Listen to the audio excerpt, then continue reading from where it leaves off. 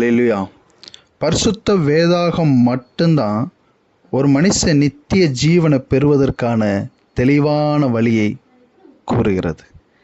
பாருங்க, உலகத்தில் எத்தனை மதங்கள் தோன்றினாலும் மனிதனின் பாவத்தை போக்க சரியான வழியை காண்பிப்பதும் நித்திய வாழ்வை பெற்றுக்கொள்ள தெளிவான போதனை அடங்கியதும் பரிசுத்த வேதாகமம் மட்டுமே.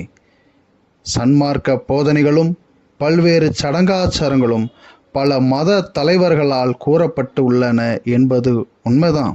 ஆனால் பாவி தன் பாவத்தில் இருந்து விடுதலை பெற்று தேவனுடைய பிள்ளையாக மாறி அவர் தரும் நித்திய ஜீவனை பெற்று மரணத்துக்கு பின்பும் அவருடன் பரலோகத்தில் வாழ வேதாகமம் மட்டுமே வழி சொல்கிறது.